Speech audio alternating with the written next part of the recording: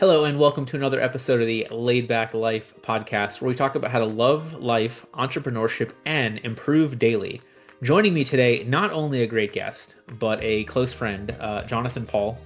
Jonathan is in Orlando, product of the Seminole County School District, attended the University of Florida for undergrad, went to law school at Florida State, and currently his firm practices estate planning, probate, and the litigation of business, real estate, and personal matters.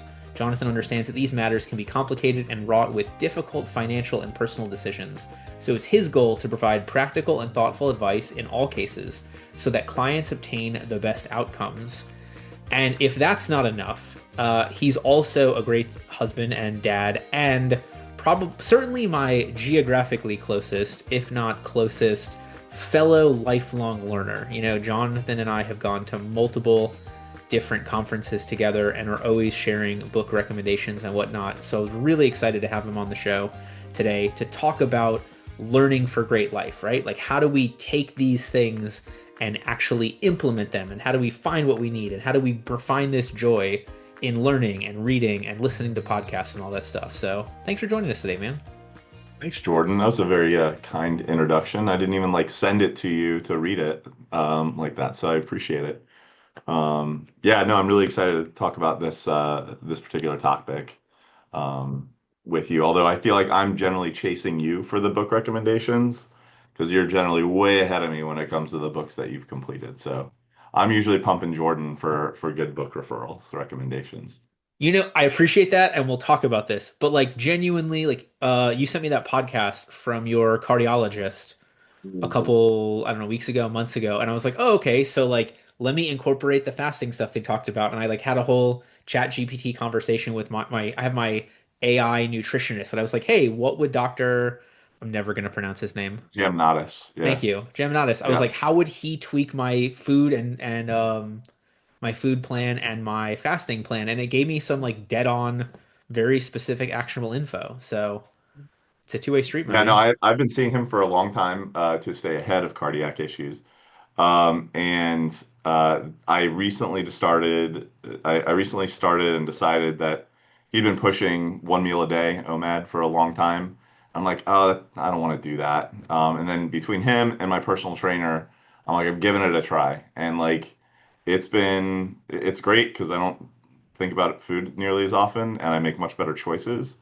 And I've dropped like 10 pounds, so that's been Awesome, good. man. Yeah, Congrats. All right, we'll talk more about that got off the podcast yeah, because I got it. really want to talk about like this concept, right? Like this constant learning, this evolving, this, not just consuming content, but enjoying it and making it targeted towards long-term goals and stuff. I'm curious, like, where did this start for you? Were you always that kid who was reading? Were you like, what's the beginning of this? Yeah, I always loved reading when I was a kid. It was one of my favorite pastimes. When I was a kid, I was not a terribly gifted athlete, so reading and doing well academically were the things that I tended to do well at. And then, I think through high school, of course, I never read the books that I was supposed to read for classes. I skimmed through on the Cliffs Notes on those, and did fine. And then I think really when it kind of picked back up was when I was in law school. Again, not reading the stuff I was supposed to be reading, but like picking up like the stuff I was supposed to read in high school during finals time frames when I just needed like some, like a brain break. And that's when I really started reading like Hemingway and Fitzgerald and stuff like that. And I was like, oh man, maybe somebody should have told me that these were really good books. Like it would have been a great idea. And so that was 20 years ago. But I would say I was just looking at my reading list, and I'd say back in late 21 was when I decided, I really want to start reading more intentionally because I feel like maybe I was reading 3 or 4 books a year, but they were basically the same book, right? It was some sort of business or management book reframed in some sort of way, and I wasn't particularly enjoying any of them anymore. So I was like, I need to pick up some more fiction, and just start getting more brain food, so I can pull out the important bits from other stuff. So I'd say really it kicked back off in 2021, 2022. Dude, you're cracking me up. So I read Siddhartha for the first time 2 years ago. We're filming this early 2021. So in 2024, I remember the paper that I wrote on Siddhartha in high school, having never read it, and it's like a super short book. And instead, I was Yeah. reading like 14,000 pages of Wheel of Time that year or something like Yeah. that. Like it was just, I'm right there with you. For me, it was really like law school is the thing that destroyed my love of reading. And so Mhm. like similar time frame. I think for me it was probably a little bit earlier in COVID. Like there just wasn't as much TV and stuff. Did you see a similar like dip after law school to come back in 2021 or Yeah, I think so. So, I like earlier on in my career, I think I probably read a lot, like for pleasure, a lot less. Um, I don't particularly ever recall like not reading anything per se, but I also don't really remember what I read for like a 15-year stretch in there, gotcha. right? Like Okay. maybe I read a Hemingway book here and there or whatever, but I was never really intentional with it. Um, and and so I just had these bookshelves full of books that I hadn't touched. And I worked at a college bookstore in college. So when people would turn their books in and we weren't paying anything for them, they're like, I don't want this damn thing. So I would just keep them sometimes. And so I had this bookshelf full of books that people were supposed to read that were like these classics. And I'm like, I should probably get around to reading some of these at some point in my life. So, um, yeah, I think it really, I didn't never really think about it from a COVID standpoint, but it might have been, gosh, I'm bored. I just need to do something different. And I had young kids early in COVID as well, and I wanted them to see me reading a lot so that they developed the same uh, appreciation for reading, and thankfully that seems to have worked in large part. So I don't think anybody who goes to law school ends up working 100 hours a week and being completely miserable.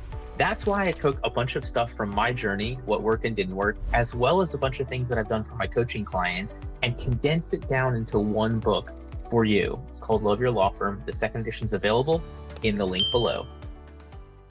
Awesome, man. So, okay, you mentioned the bookcase of unread books. yeah, Let's talk about that because I think a lot okay. of people have this weird like I can only have so many books I haven't read. Like, what's your Yeah. stance on the unread book Um, list, yeah, stack, so whatever? I've got a case of unread books at home, and I've also got a case of unread books here in my office right behind me.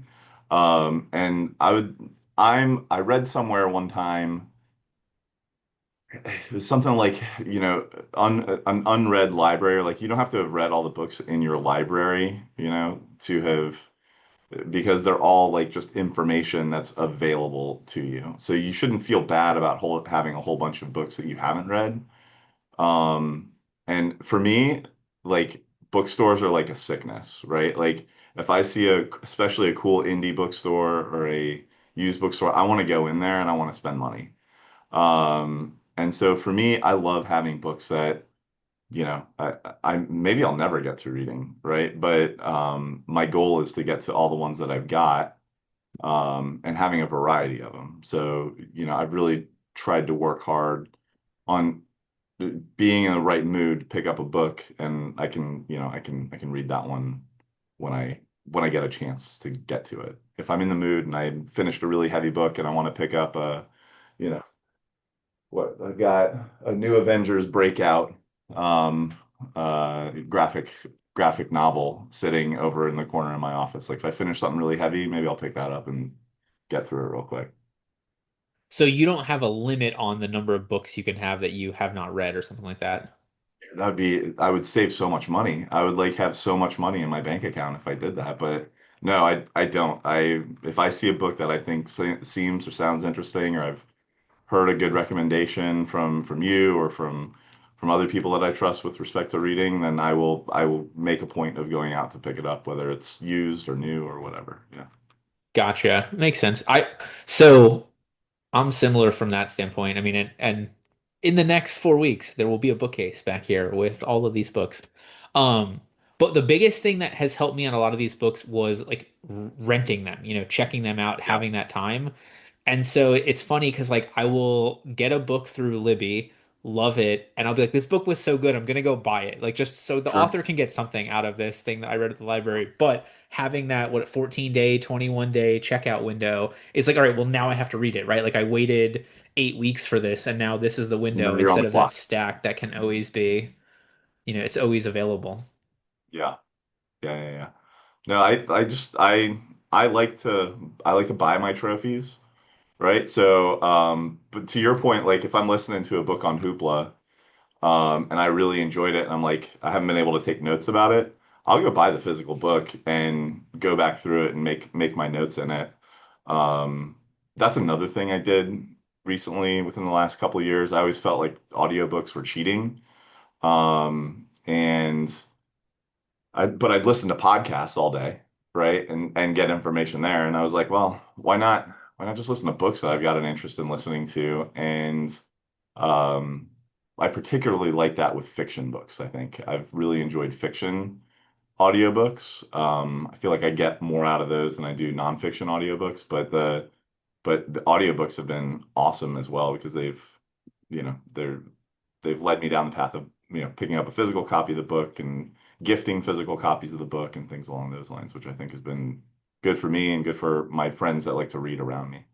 So Well, and yeah, I think especially for some of the more popular ones, you end up either with a really good reader, or some of them have like multiple cast members, or like the Game of Thrones guy who reads that does 150 different voices for every single character. Like it just there's some of these things where it's just impressive the delivery of the voice on top yeah. of the actual book itself. So, I mean, it's like a play for your ears, right? It's really good. You turned me on to one actually, the How to Be Perfect oh book, yeah. right? That The Good Place creator wrote, but and then I had a whole bunch of folks from The Good Place actually reading in it, and I was like, oh, this is great because I just finished The Good Place, and so hearing the actual philosophy behind The Good Place being read by the folks from the show, I thought was really entertaining. So yeah, Yeah, I think they yeah. did a great job with that one. So, in terms of, you mentioned podcasts, audiobooks, books, how do you figure out what to read? Like, do you have a different view of books versus podcasts? Is it just whatever's easily available? Is it the topic that's of interest to you at the time? Like, walk me through that. I think it's really mood driven. So usually what I like to do is if I'm at the gym, right, and I've got a sustained period of time that I'm going to be working out or exercising, that's usually when I'll put on a book, right? So I know that I'm going to have an hour to knock out. I can't listen to books as quickly as some, but like so 1.5 speed, I'll listen to the book, and so I'll knock out an hour and a half of a book, and that's usually when I do that. When I'm in the car, it's 50-50 between podcasts. Well, I should say a third, and a third podcasts, audio, and music. And so a lot of times, especially in the car, it's totally mood driven. Like, oh, there's a podcast I'm behind on. I'd like to catch up on it. And I'll choose to listen to that then. Or if it's a long drive, I'll put on a book until I'm bored. So yeah. It's interesting you mentioned mood driven. So, like, for me, it's not necessarily mood. Like, if I'm doing, like, I'm training for the Alamo half marathon. So, I'm running like 9 miles, 10 miles is Good this for weekend, you. whatever. There is no chance that I'm going to listen to a like business book, right? Like I need a Yeah. story. So either it's a Mhm. fiction story, or like I just finished I think it's Krakauer, the book about Pat Tillman. It was so interestingly story driven. Like those I'm good with on the longer stuff. If I'm sitting down at my desk, if it's traction, right? Like I'm reading the book sitting at my desk, I'm sitting on my couch, like I really need the slower pace to go really deep into it. So it's interesting. You mentioned mood. For me, it's sort of like, what do I expect from the content? Well, I think that's fair too. And I try to, my mood will oftentimes dictate what I expect to get from the content. If I'm in a really serious mood and I'm really working hard on doing something for the office or something along those lines, I'll pick up a book that's really directly on point with the work that I do or is more towards the business, like growing the business or, working on building networks or something along those lines. If I'm just chilling out, and I'm on vacation, maybe I don't want to read something so serious, and I don't expect to get much out of it. And maybe I don't even plan on keeping that book, right? And that's one that's going to go in the donation pile as soon as I'm finished with it. So, Well, and I always find it interesting. Like I'll exactly what you said. Like I'll be on vacation, I want something simple, and there'll yeah. be some ridiculous idea, and I'll be like, wait a minute, if I tweaked it slightly like this, it'd be so good for the business. Like I end up with some of my Mhm. best ideas for like the random books. Yeah. Yeah. I like, and that's why, that's why I kind of got tired of reading those same books over and over again, right? Um, I've read all the traction books, like maybe not all of them, but I've read a whole bunch of the Wickman books. And I was like, man, I'm kind of bored with this. Maybe I'll pick up a novel that I was supposed to read a long time ago, or what I've started doing probably since 22. Yeah, probably since 22 is I'll look at my bookshelf at the beginning of the year and I'll say, okay, this book has been here and it still has a Borders sticker on the back of it. So I know it's at least 15 years old, right? Because Borders closed 15 years ago. Or I remember taking this book back when I was working at the book buyback line 20 some odd years ago. I need to read this and I want to read it. It's here for a reason. And so every year I try to do at least one of those books that's been on my shelf for probably about 20 years in many cases and knock those out. And that's actually been I've really enjoyed doing that because all the books have been awesome. Like they've been fantastic books. Oftentimes some of my favorite books of any given year. So But you're just picking one out of that stack. It's not like, hey, for this year I want to learn about this topic. Here's like a yeah, I'm not usually quite that intentional with it. Usually, so like this year, I looked at my bookshelf and I saw a book that I was supposed to read in a class called The Grandeur That Was Rome at UF, right? And it's Virgil's Aeneid. I was supposed to read that, right? And I definitely read the first 15 pages and then I went and picked up the Cliff Notes, right? And so I asked a friend of mine who was actually a classics major and I said, which version of this should I read? And he told me which one, so I ordered that.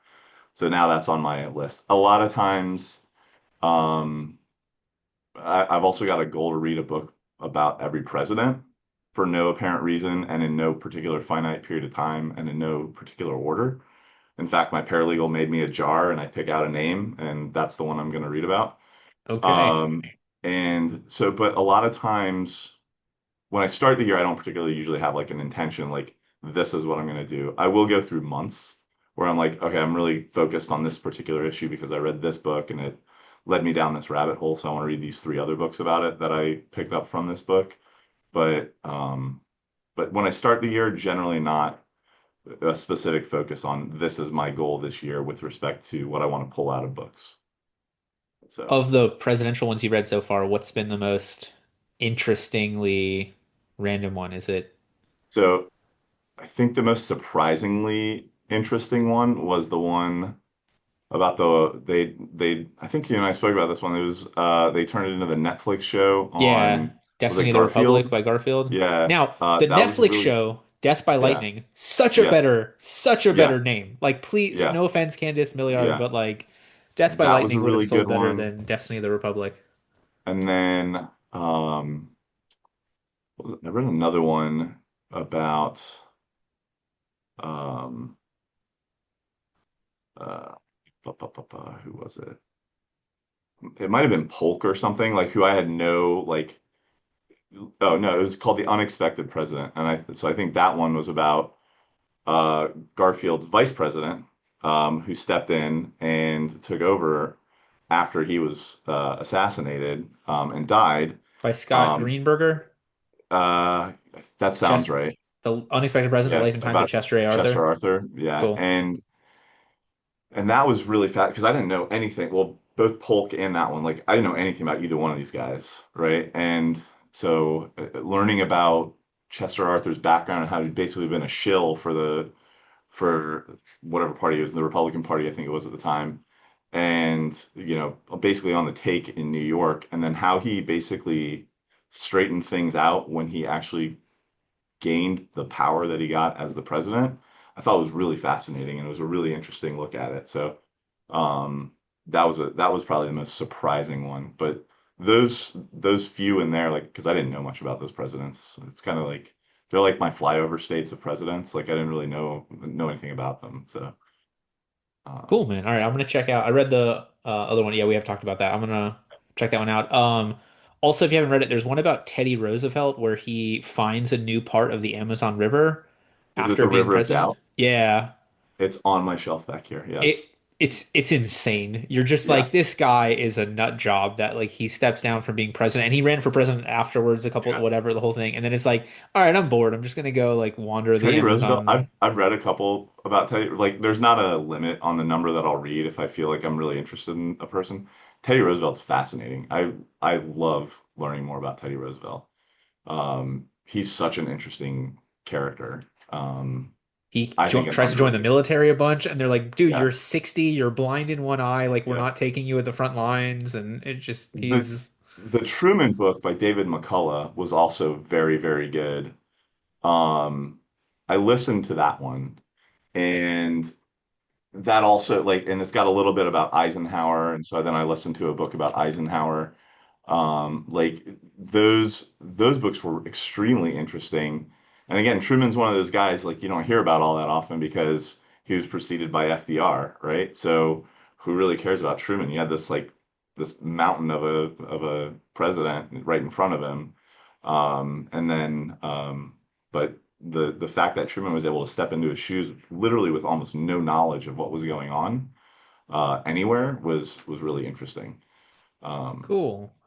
so So I'm curious. Let me just pose this as what I do and then see your response because that I don't know how to come up with the question. So for me, from a different formats standpoint, I like books from the standpoint of they are well researched, they are edited, they're long, they're good foundations. So I always like that for the foundational stuff. So for me, like health wise, 4 Hour Body, Outlive, How Not to Die, those are like my three big foundational ones. And yeah. then I'll move to podcasts and TikToks and whatever for like the more new stuff. So like, you sending me the one about your cardiologist. Mhm. I think that's why like we haven't seen a ton of books about AI now because it changes so quickly that like there's a bunch of great podcasts about it, but because it's an ongoing thing, it's tough to get like a definitive book tomb. I don't know if you've seen a similar thing for you. Like the book is the foundation and then you're like layering on shorter form content. Yeah, and I like to do that. So I really enjoyed like you go to like the book, like you mentioned Outlive, right? So that was an interesting book that Atio wrote, and when that came out, I was really excited to read it because I'd been listening to his podcast and stuff like that, and a lot of the stuff he was touching on was important to me with my family history. And and so yeah, I love getting that book and then either from the book, like I'll do a quick scan of the bibliography oftentimes and like find another book on an issue that I think is also interesting and I'll grab a book from there. I'll listen to a podcast with folks that are referenced in that book and it's usually a really good jumping off point for me to go down some sort of wild rabbit hole for extended periods of time. Yeah. I dig it. I think that's a really good use of those tomes of books to use them as starting place Well, and the for sure. biggest thing that I tell my clients, I'm like, look, if everything's going well, don't go deeper on this topic. Don't get more Right, granular. So right, it's like, hey, if you don't have a marketing problem, don't listen to all these marketing podcasts and read these books and, focus on hiring books, and right, when marketing becomes a problem, then start looking at what's the latest TikTok update of the Google algorithm or, something right. along those lines. Yeah, absolutely. If Tony Stark had a law firm, he'd automate all of it and spend a ton of time at happy hours and Topgolf. It amazes me how often when I'm working with firm owners one-on-one, we create a firm that is supported by them doing less, a life that helps them do more, and then tie those things together in a way where they have the success they've always dreamed of. If you're ready to delegate like Batman and lead like Captain America, click the link below and let's talk to see how we can work together to help you achieve the law firm you've always dreamed of. All right, so this week's newsletter, sort of on this topic, is on the power of niching down. Obviously, it's Yeah. more from a law firm standpoint than at learning a specific topic, but you'll find some really interesting ideas about the benefit of niching down and how my view of how niching down is like a dartboard where you're Hmm. niching down to the target, which makes it easier for you to hit anything on the board versus anyone who ever needs a lawyer door law. is Right. not memorable for anybody. So that'll be coming out this Friday. All right, coming back to this. I think the second part of this, we talked through some of the book stuff. I think the second part is like, do you find the time to do these things, or do you make the time to listen to these books and podcasts? And I think the answer is both, right? So okay, I personally I've become an early riser because I've got two young kids. My wife likes to get up at about 6:30, 7 o'clock.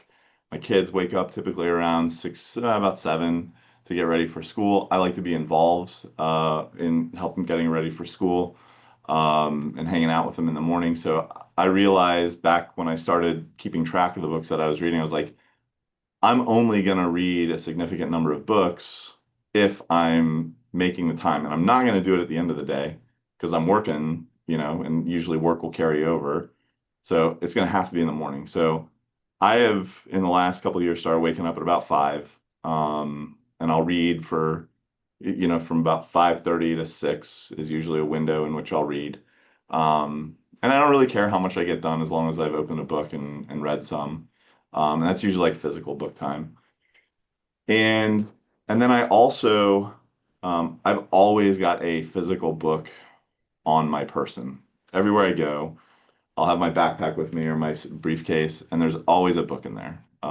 So if I'm sitting in line at the coffee shop, I'll pull the book out and I'll start reading it. And maybe I'll finish a page, maybe I'll finish a paragraph.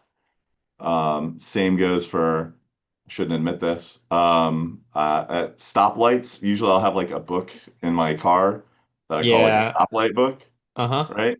Usually it's like a poetry book, right? Like I'll read poetry too. And so I'll read like a poem and then I'll set it down and take off. Only at the really long traffic lights. uh-huh, uh-huh. Right. But so that's usually like something I've got on my front seat. Um, so yeah, I mean, I think just making the content available to me all the time is one of the things that I like to do, and then making sure I make the time to do it, right? To me, it's a lot like exercise or meditation. I finally finished a book recently about like something I really didn't have any interest in, but it was a recommendation by Ryan Holiday, who I like a lot, the Stoic guy.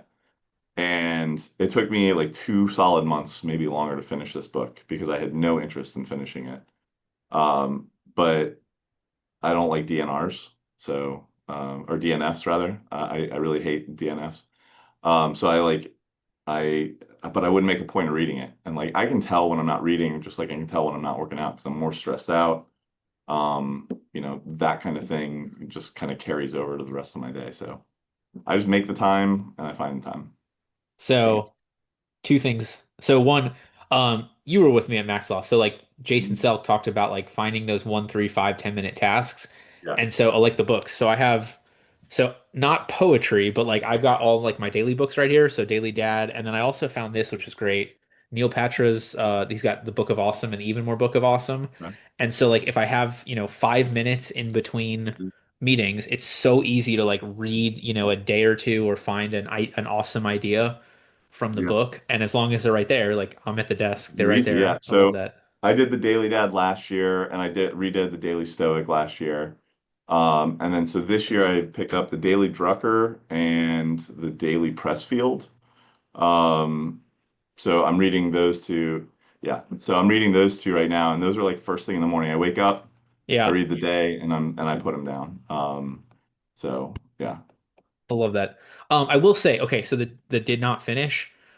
I would like to tell people it's okay to not finish more books. Like I, for the longest time, was right there with you, and I really hurt It's myself I mentally know on it's not some okay. It's a sickness that I have. I understand that. Like conceptually, like I'm like, why would I continue to push myself on reading through this? Like I don't enjoy this. But I started it, so now I'm gonna see what everybody's talking about and why I should read it, So good for you, um man. I think we need wider, like from a content point, wider funnels, but narrower, right? Like I'm open to yeah, more different books, but I'll stop stuff. I right. have like I read a bunch on religion and philosophy, but like I'm reading this book on networking, and it's like you are made to network with other people because of the Holy Trinity. And I was like, and that was it. Like there was no deeper explanation. Like that was a full sentence that was supposed to make sense. And I was just like, I can't finish this book. Like I will read, I would rather read the Bible than some like non-explanatory biblical jargon in your networking book. Yeah. Yeah, no, I I can certainly appreciate that. Yeah. Especially if I'm not interested in whatever they're proselytizing, whether it's like religion or business or whatever, like if I don't enjoy it, usually those books I'll have started on audio. I don't have a problem quitting audiobooks. Ah, interesting. Quitting physical books, I have a real tough time doing that. Interesting. Yeah, I'd have to go back. So I keep my list of the books I've read every year, and then I have a did not finish list, which Right. the did not finish list gets longer every year. The number of books gets about the same. I Yeah. should go back and see that because like I the last one I quit on was Primal Leadership. I don't know if Yeah. you've like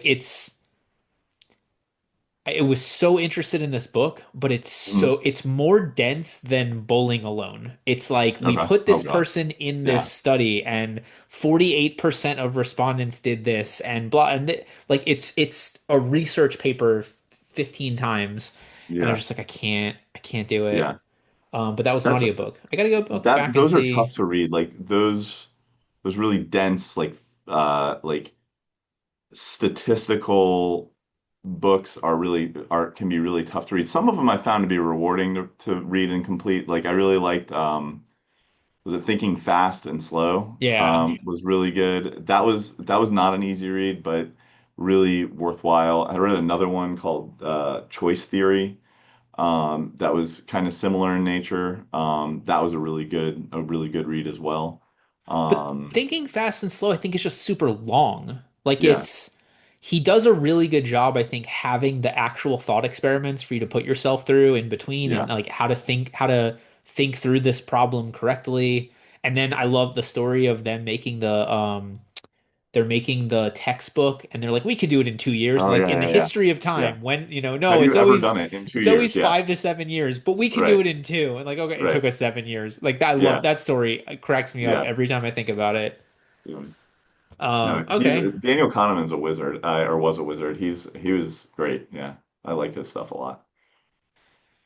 So we talked through books in general. We talked through sort of making time for it and finding time for it, having something around. I'm going to go on record. I don't recommend having people reading books at stoplights. You are No, entitled to your.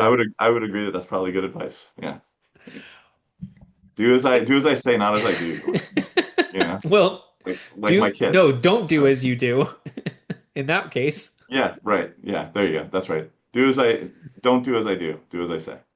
I'm curious because like I know a lot of people that read a ton of books and then they read the same book over and over again, like you Yeah. mentioned. How do you implement these changes? Like when you're listening to these podcasts and reading these books and learning all this stuff, how do you make sure it actually makes a difference and it's not just this mental, I want to say mental masturbation. I hate that lingo, but I don't know what Yeah. else comes Well, up. I mean, sometimes I don't, right? Okay. Like sometimes, like realistically, sometimes all the stuff just runs together, right? Especially if I do the same type of book back to back to back to back. Usually the way that I handle that is I try to break it up, right? Like I'll finish two or three nonfiction books, and then I'm like, all right, that was a really interesting spate of books, but I need something new, some sort of something to chew on. So I'll pick up a fiction book. I'll pick up, you know, um, I was reading Charlotte's Web to my daughter last year, and she didn't have any interest in finishing it. And I was like, well, I'm just going to finish this book. Like, it's an easy read. I read some of the Roald Dahl books with her last year. Like some of those are like kids' books. I still count them when I finish a book for it. Like I don't count the small picture books, but like, Right. I'll include the other books because they're good. Like they're good. They kind of clear out my brain. Well, They're palate cleansers. and they're a good way to cry your eyes out too. Like Yeah, all of them they're are great. sad. Yeah, they're a really good opportunity. It doesn't need to be heavy. It doesn't need to be it doesn't always need to be insightful. Like sometimes the lightest stuff gives me the opportunity to like get decent insights from the stuff I reflect on. So, Dude, like you said earlier. well, the amount of times that I will reference like the giving tree with my clients is Hmm. absurd. I'm just Yeah. like, you're being the giving tree, right? Like you're enabling this other person to take advantage of you. And I'm like, Right. it's such a sad story. And everybody knows the Giving Tree. Or if So not, you can read it in 10 minutes. in I mean, four it's minutes, not yeah, that's right. yeah. So I'm like, then just go read it, like, and then they'll come back to me like, oh, when I let so Yeah. and so do what, that was the apples. When I let so and so do what, Yeah. that was the trunk. When I let so and so do, I'm like, there you go. See, like I'm telling you, Yeah. it's a good I never thought about the analysis. Giving Tree as a business book or as a person, like as a personality driven book. That's really like that's insight that I probably should have gleaned from that book. Well, it comes with time, right? But It comes yeah, with, but I- it's it's one of the books for kids yeah, that that does not whop you over the head with like the tree being dead is not beneficial for anybody else, but like as you think through it older, you're like, oh, this was terrible. Like the tree at some point should have been like, no, because then it could have kept the kid going so much longer if it still existed. yeah. No, to that end, I really like what is it? The boy, the fox, the mole, and the Oh, horse. Was it like the whatever the boy, the whatever mole, that the fox, and the combination of horse. words Yeah. is? That was one of my favorite books of the year that I found that. I sent that to a whole bunch of my friends with young kids, and I was like, you guys got to read this with your kids, without your kids, like doesn't matter. You should just read it. Did you see the Um, movie? I did see the movie. You told me to see the movie. I didn't Oh, even there know we there go. was one, and you're like, you got to watch the movie, and I was like, oh man, it was so good. For any of you Um, listening, if you want to like bawl your eyes out, and it's not that long. that's It's like 30 minutes, 30 45 minutes. minutes, something like that. Idris Yeah. Elba's the fox. Yeah. Gabriel Byrne is the horse. I think that there's some recognizable Yeah. actors play the characters, and the way that they like stitch together, because the book is really just a collection of pictures in essence. Hmm. Like they really stitch them together well in a Yeah. cohesive story in the No, movie, and it it's a was beautiful like, book. It's a beautiful movie. Yeah, it's and really enjoyable all the way through. Yeah. Let's get real for a moment. I'm terrible at most things. And so the goal for me as a firm owner, as a coach, and as a human is to stay in my zone of genius as often as possible. I used to think I could do that if I could clone myself. I realize now that that's terrible because instead I want to find people who their zones of genius are my weaknesses, and then together we can create phenomenal companies. To do that, we put together the complete hiring process. We're also incorporating how to use AI and other technology to get better questions during the interviews, to find the right person in a faster, more efficient way. So if this is something that you struggle with, click the link below and purchase our complete hiring process to find amazing people to execute the vision you've always wanted. For but sure. for the ones that you are implementing, then, so some of them you're just letting go, but for the ones that you are implementing, how do you do that? Like, what are you carving out specific time for that? Do you know going in, hey, I'm reading Traction, I'm reading the Chino Wickman, like I know I'm going to need to make changes at the office? Like, how does that work? Yeah. So like a lot of times, I'll say, all right, I'm picking up Traction, for example, or All In, or or Profit First, or whatever, and like I'll know, okay, look, based on the conversations I've had with my friends that have told me to read these books, um, I need to set aside some dedicated time after I go through each chapter, go through each read, and make a list or a checklist or a plan as to how to try and implement this in my life or in my practice. And from there, so one that I did that with recently actually was Being Mortal. So there's a book called Being Mortal by Atul Gawande, and there's another book that I like a lot called Let's Talk Death Over Dinner. Um, and both of them are effectively about end of life. Being Mortal is a lot about end of life care and decisions. Let's Talk Death Over Dinner talks about, what do you want to see when you're dead and gone, like from a celebration standpoint and stuff like that. So By I've started Michael talking with, Heeb. Let's talk about yeah, death over Michael dinner. He, yeah, that's right. Okay. That's right. That was an interesting book. You can read the first half and get the same information as in the second half. It basically just repeats itself. Great book though. But like, so I've started talking to clients more about those thought processes as well when they're doing estate plans, or even with folks that we're working on a probate with, talking to them about, what did their parents or their spouse or whoever were probating, what did they really want? How did they want it? Talking with families that are dealing with serious medical issues, like what do they really want, right? What do those people that are ill really want to see out of life, right? So what would be their kind of their threshold for saying it's just not worth it anymore, right? Those are conversations that I get the privilege of having those conversations with folks but those books have made it less clinical for me. Sure. Well, and a lot of times, so I do a personal meeting with myself every month. I guess that would make it personal. And one of the things I do is like my icky guy, like what are the intersection of what I love, what the world needs, what I can get paid for, and whatever the fourth one is. And so in it, I have like, what do I need to learn? Like, what's the next step towards getting closer to my ikigai? And a lot of times, like, I don't know, I know what it is, I don't know how to do it. So I'll go to ChatGPT and be like, hey, over the next 3 months, like, build me, what are books, what are podcasts, what are, articles I can read to help me learn about this. And so I'd be really interested in, because all those books kind of go to like the talking to estate planning and probate clients. Like, if you struggle with that conversation with clients, I'd be really interested to see like what an LLM would put together, not necessarily as the answer, but as like the syllabus to learn it. Because, it's one thing to get an answer from That's a good question. ChatGPT in 20 seconds. It's another I don't know thing. that. And Yeah. as we were getting ready to start, I thought, you know what? I'm going to take my list of books that I've been reading for the last few years, plug them into ChatGPT, and get some additional recommendations and some some interplay between the books and see what I can gather from that from chat because I haven't done that. Yeah, well, and it's fascinating. Like the last time I asked it at one point, I was like, "Hey, what book should I read that you don't think I've read?" And I think it took it 4 times because I read the first three books. Like I Yeah. recommended so and so, and they were always books I liked. It was maybe I think it was Die with Zero was one of them, and I was like, oh, I love Yeah. that book. I've read it a bunch. Atomic Habits, I've read it a bunch. I love it. Like, it was interesting to see how much it got me from my book list, and then filled it. Maybe I gave it my 2025 list, and it was a book I read in 2024. Yeah. I think that we're finding from a lot of studies that the quickness with which we can get answers hurts the retention that we have. And so for the things that we want to constantly retain, I think the slowness of reading a book or the consistency of reading quote unquote the same book, like you said, a number of times helps it stick. Like humans learn best based upon forced repetition. It's like doing it over and over and staggering that time.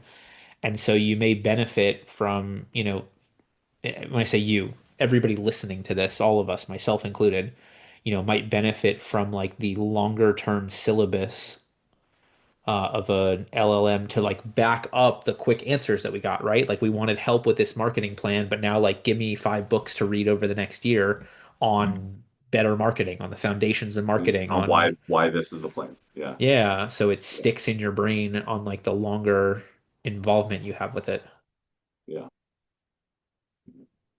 I have a like I was talking to somebody about this recently. I was like, I realized mid-year last year, I was like, man, I got a lot of books. I read a lot of books about death. Like, I didn't really realize that I did that until I took a step back and I was looking at some of the titles that I read over the last couple of years. I was like, a good 30% of them touch very directly on it or have the word in the title. I don't know if it's a product of the work that I do or just something that I'm interested in, I guess, but I'm now aware of it and I'm like, well, I guess I'm just gonna keep going because I like them.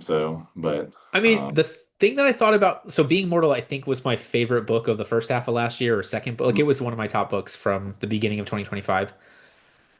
It, yes, it's about death, but really it's about life, right? Like it's about having these conversations and knowing what you want out of your end days through the auspices of Atul Gawande's dad dying. Like yeah, it's so it's like layered of the emotional impact of all this and what we can do now, not necessarily to physically forestall death, but like to have a better understanding of what end of life care looks like, to talk to our friends and family about it. And so like for me, yes, it's about death, but really it's about life. It's about enjoying the process of dying as much as possible versus being blindsided by what you don't want. I'm reading one now that touches on it about cadavers. I don't know. Vanessa, my wife was like, "Why are you reading this book? Why are you listening to this book?" I'm like, "I don't know. I heard about it somewhere and it sounded interesting. It's about how cadavers become cadavers, basically. It's called Stiff." And I don't know, man. I've just got this. Apparently, I've just got this fascination with the issue. I think it's by Mary Roach. I think her name is. I might be wrong Mary about Roche, that. yeah, The Curious Life of Human Cadavers. I'm Yeah. putting these things on the list.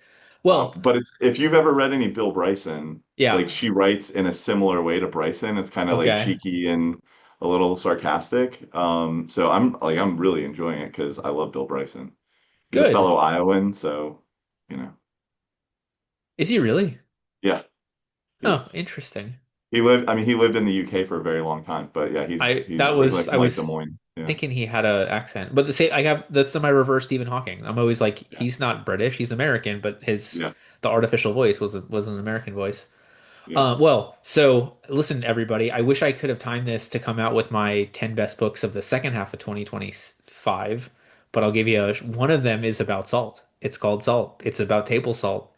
Fascinating. Just fascinating.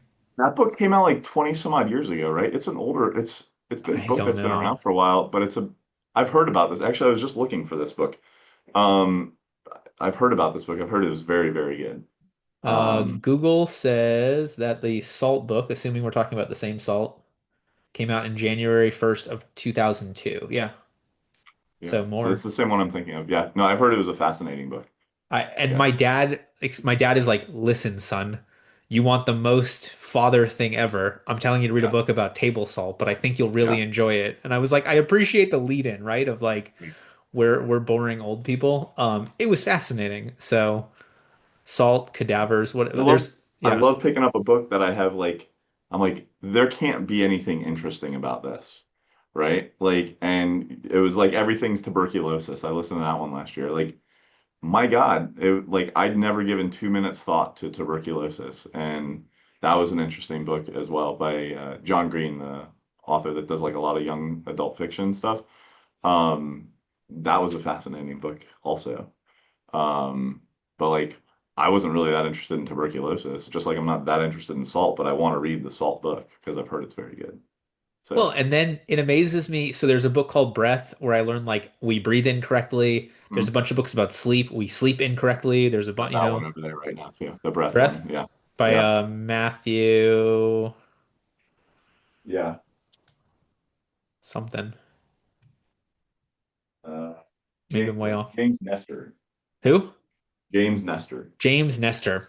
I Yeah. don't know how I got Matthew. Yeah. It's fascinating how many things we take for granted that are Yeah. actually super complicated or Yeah. salt or cadavers. Right. So cool. Anything else that we did not cover in our last? I would say to anybody that's watching this, listening to it, pick up Jordan's book. Jordan did Oh, not ask me to say this, but Jordan's book about loving your law firm and building a firm is very good. Both editions have been great. So pick it thanks, up. man. I appreciate Yeah. that. All Yeah. right. So that being said, next week we have a super special episode. I know you guys got a little punished with only me. So next week my wife is coming on.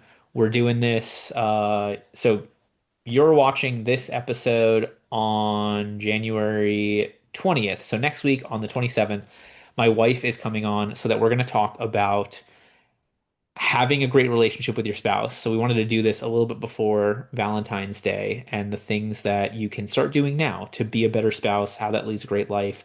I am curious to see what my wife says. I know I have a lot to brag about her on, and it would be hard for me to read 160 something books every year and run 3 times a week and go to the gym if not for having such a supportive spouse. So I hope this will be a fun episode. I'm sure you all will appreciate it. And my wife has some really good stories about how anal I am to her just as much as everybody else. So that'll be next week. In the meantime, JP, for anybody smart enough to want to follow you, talk to you about work, favorite books, get some more recommendations, what's the best way for them to get in touch? Um, Email is probably the fastest. I'm super arcane in that respect. Jonathan at Weissman Paul is the fastest way to get in touch with me. I don't update Instagram, Facebook, Twitter, any of that stuff with any regularity, but I'm on Facebook, Jonathan Paul. Um, I don't honestly even know what my Instagram handle is, so um, very bad about that stuff. And for those of you who are listening and not watching, JONATHAN at WEISSMANPAUL.com. Thank you, Jordan. Yeah, no problem, man. Obviously, if they're watching, we're gonna have the links and your names here and all that stuff. So, Sweet. all right. In the meantime, everybody, please, I talk to every time I post about books or my thing, I get a ton of responses of I wish I could read more. At the end of the day, a lot of these books are 2 hours, 3 hours, 4 hours. So like a half an hour, 5 days a week is going to get you a book a week, maybe more, depending upon the book. So Yep. it's a little bit goes a long way towards reading more, especially considering the average American reads 0 books or 1 book. So if you finish more than that, you are in the top half of people. And I think 12 books is the top 1%. So one a month. A little goes a long way towards all of this stuff, especially when we are spending on average 5 hours a day on our phones and 5 hours a day watching TV, even if some of that time is the same 10 hours, it's still a lot of time. All right, that being said, we'll see you all back here next week for another episode. Thank you to all who watched and listened. And Jonathan, thank you for being with us today. Thanks, Jordan. I appreciate it. Good to talk to you.